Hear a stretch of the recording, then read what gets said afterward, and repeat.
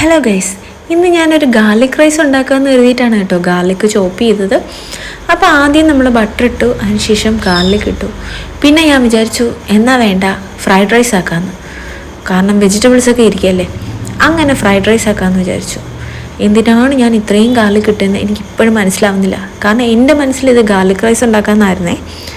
അങ്ങനെ പിന്നെ അതിൻ്റെ പ്ലാൻ മാറ്റി ഫ്രൈഡ് റൈസ് ആക്കി. പക്ഷേ അത്രയും ഗാർലിക് ഇടേണ്ട ആവശ്യമില്ലായിരുന്നു. എന്നാലും കുഴപ്പമില്ല, ഗാർലിക് അല്ലേ. എൻ്റെ കയ്യിലുണ്ടായിരുന്ന 2 കളർ ക്യാപ്സിക്കം ആണേ, യെല്ലോയും ഗ്രീനും. ഞാൻ ഈ 2 കളർ ക്യാപ്സിക്കം അതിൽ ആഡ് ചെയ്തേ. പിന്നെ ക്യാരറ്റ്, ബീൻസ്, പിന്നെ കുറച്ച് ക്യാബേജ് കൂടെ ആഡ് ചെയ്തു കേട്ടോ. എന്നിട്ട് നന്നായിട്ട് സോട്ട് ചെയ്തു, കുറച്ച് സോൾട്ട് ആഡ് ചെയ്തു. അതിനുശേഷം ഞാൻ പിന്നെ കുറച്ച് സോയ സോസ് കൂടെ ആഡ് ചെയ്തേ. എന്നിട്ട് നന്നായിട്ട് സോട്ട് ചെയ്യുക. നന്നായിട്ട് സോട്ട് ചെയ്ത ശേഷം ഇതിലോട്ട് വേവിച്ച് വെച്ചിരിക്കുന്ന റൈസ് ഞാൻ ഇട്ട് കൊടുക്കുകയാണേ.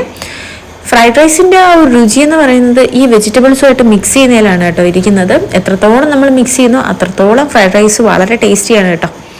അപ്പോൾ ഇപ്പോൾ നമുക്ക് മിക്സ് ചെയ്യാൻ തുടങ്ങാം.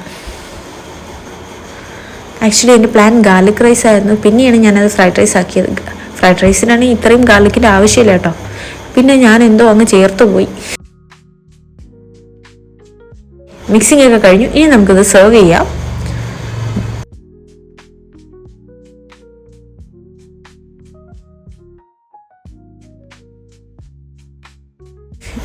എന്തായാലും ടേസ്റ്റ് ഉണ്ടായിരുന്നു കേട്ടോ.